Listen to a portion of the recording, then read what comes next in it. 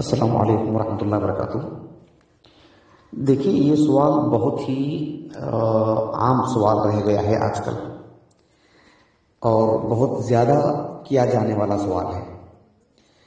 ایک تو بیوہ کی عدت سے متعلق، اور دوسری بات اس کے نتیجے میں یہ سوال بہت ہی سننے کو ملتا ہے، پڑھنے کو ملتا ہے کہ گھر میں خاتون اکیلی ہے، بیوہ اکیلی رہتی ہے، گھر میں کوئی نہیں ہے، تو کیا وہ اپنی ماں کے گھر چلی جا سکتی ہے؟ اس سلسلے میں میں آپ کو کچھ اہم باتیں بتاتا ہوں۔ سب سے پہلی اور بنیادی بات، یہ جو ہماری شریعت ہے، یہ کسی انسان کی طرف سے دی گئی نہیں ہے۔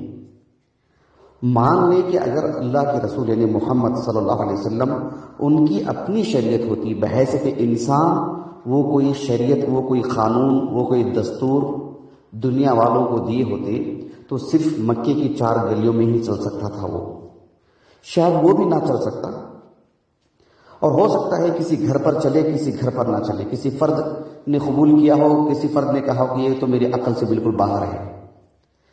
انسان جب کوئی دستور بناتا ہے تو اس کے ملک والے ہی اسے تسلیم نہیں کرتے ہیں تو پھر کوئی مجبوری کی صورت میں، یا پھر اس میں ترمیم اور رد و بدل ہوتے رہتا ہے۔ ایک انسان جب کوئی رائے اور کوئی قانون بناتا ہے، کوئی رائے دیتا ہے، تو وہ جس جگہ میں رہتا ہے اسی کا خیال کر کے دیتا ہے، پوری دنیا کا خیال نہیں کر سکتا۔ ایک انسان جب کوئی قانون بناتا ہے تو پھر وہ جس دور میں رہتا ہے اس دور کے حالات ہی کے موافق دے سکتا ہے۔ آپ علیہ الصلوۃ والسلام جو شریعت لے کر کے آئے وہ اللہ کی طرف سے ہے نا، تو اللہ رب العالمین ہمارے خالق ہیں۔ الا یعلم من خلق وهو اللطیف الخبیر۔ اللہ تعالیٰ ظاہر باطن ہر چیز سے واقف ہے۔ اللہ تعالیٰ نے جو شریعت عطا کی ہے وہ بالکل جو دنیا کا پچھڑا ہوا علاقہ ہے، جہاں بجلی بھی نہیں ہوگی، جہاں آج بھی بیل گاڑی چلتی ہوگی، وہاں پر بھی مکمل یہ دین مکمل پورے دین پر کوئی عمل کر سکتا ہے۔ اور کوئی دنیا کا ایسا شہر جو ٹیکنالوجی میں بالکل عروج پر ہو، وہاں پر بھی یہی دین مکمل پورے جزئیات کے ساتھ قابل عمل ہے۔ ایک پڑھا لکھا شخص کسی بھی طرح کا تعلیم یافتہ ہو، ایک بالکل ہی ان پڑھ انسان، دونوں مکمل طور پر اسلام پر اپنی طاقت کے بقدر مکمل عمل کر سکتے ہیں۔ ایک مرد بھی، ایک عورت بھی، جو اندھا ہے، جو کسی اور طرح کے عارضے سے دوچار ہوا ہے، وہ بھی، دیگر لوگ بھی، سب اس سے جو ہے مطلب عمل کر سکتے ہیں۔ ایک دیہات کا، ایک شہر کا، ایک حتیٰ کے وقت میں ایک بادشاہ ہوگا اور اس کا بالکل عام اور بالکل سب سے ادنا ایک نوکر ہوگا اس کا، دونوں اسلام پر مکمل طور پر اپنی اپنی طاقت کے بقدر عمل کر سکتے ہیں، کوئی چیز ان کے لیے نہیں۔ یہ کیوں؟ یہ اللہ کی شریعت ہے۔ میں آپ کو یہ بات کیوں بتایا ہوں؟ یہ سمجھانے کے لیے کہ ایک خاتون کا جب اس کے شوہر کا انتقال ہو جاتا ہے تو اللہ رب العالمین نے جو عدت گزارنے کے لیے اس کے گھر کی جو شرط لگائی ہے، یہ اللہ کی طرف سے ہے۔ میں ایک مرد ہوں ضرور، لیکن بات یہ نہیں ہے کہ ہم صرف ایک ہوتا نا کہ جو ہے ایک عورت کو بس بول دیں گے تم رہ جاؤ، سہنا تو تم کو ہے۔ نعوذ باللہ، یہ ایسا نہیں ہے، یہ اللہ کی شریعت ہے۔ اللہ کی شریعت میں رتی برابر بھی کسی پر ظلم نہیں ہوگا۔ وَمَا رَبُّكَ بِظَلَّامٍ لِّلْعَبِيدِ۔ اللہ کی شریعت میں رتی برابر بھی کسی پر ظلم نہیں ہے۔ ایک خاتون جس کے شوہر کا انتقال ہوا ہو، اور خاص کر مان لیجیے کہ اس کا اپنا اس کی میکا جو ہے مطلب کافی دوری پر ہو، اس کے والدین کے گھر کافی دوری پر ہو، اور اس کے شوہر کا انتقال ہو چکا ہو، اس کے بچے چھوٹے ہوں یا نہ ہوں، بچے کوئی بھی ایک شکل ہو سکتی ہے، ایسے میں کیا ایک انسان خود ایک درد محسوس کرتا ہے؟ اللہ سبحانہ و تعالیٰ نے کیسے حکم دیا کہ وہ اپنے گھر میں، اپنے شوہر کے گھر میں رہے؟ بنیادی طور پر شرع صدر ہونا چاہیے سب سے پہلے کہ اللہ سبحانہ و تعالیٰ نے جو فیصلے کیے ہیں، جو شریعت بتائی ہے، جو حکم بتائے ہیں، وہ ہمارے لیے سب سے بہتر۔ ان ھذا القرآن یہدی للتی ہی اقوم۔ ایک بیوہ جس کی شوہر کا انتقال ہو چکا ہو، وہ کہاں رہے گی؟ 10 رائے ہو سکتے ہیں کسی کے، لیکن سب سے موزوں، سب سے بہتر قابل عمل اور عقل کے عین موافق، فطرت کے عین موافق پوری دنیا جسے قبول کر سکتی ہے، جسے رد نہیں کر سکتی، وہ صرف اللہ کا حکم ہے۔ یہ جذباتی اور اعتقادی بات یہ نہیں ہے، یہ خالص علمی روشنی میں بھی۔ اس کو سمجھنے کی کوشش کریں۔ یہ سوال آنا ہی مطلب اس لیے میں آپ کو یہ بات بتا رہا ہوں، ایک مومنانہ انداز ہمارا ہونا چاہیے۔ دنیا فانی ہے، اس دنیا میں اللہ نے جو حکم بتائے ہیں وہ ہی قابل عمل ہے، اسی میں فائدہ ہے، اسی میں حکمت ہے، اسی میں ہر لحاظ سے بہتری ہے۔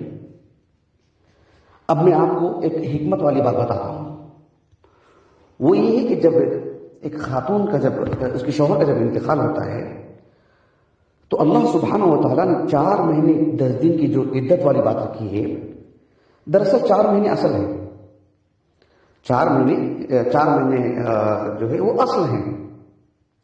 10 دن والی بات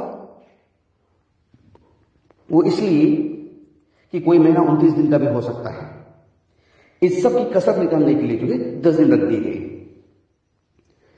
4 مہینے جب ہوتے ہیں تو 4 مہینے وہ مدت ہے جب ایک خاتون سے متعلق اس کے پیٹ میں بچہ ہے نہیں ہے، اس کی صفائی ہو جاتی ہے، اس کی وضاحت ہو جاتی ہے۔ اللہ سبحانہ و تعالیٰ نے 4 مہینے 10 دن جو عدت گزارنے کے لیے رکھی ہیں، اس میں کئی مقاصد ہیں۔ میں ایک چیز آپ کو بتا دیتا ہوں، ایک عورت کی جو عزت ہوتی ہے، ایک عورت کی جو عفت ہوتی ہے، وہ بہت بہت بہت معنی رکھتی ہے۔ سوال چونکہ خواتین کے گروپ میں ہے تو آپ زیادہ بہتر سمجھتے ہیں۔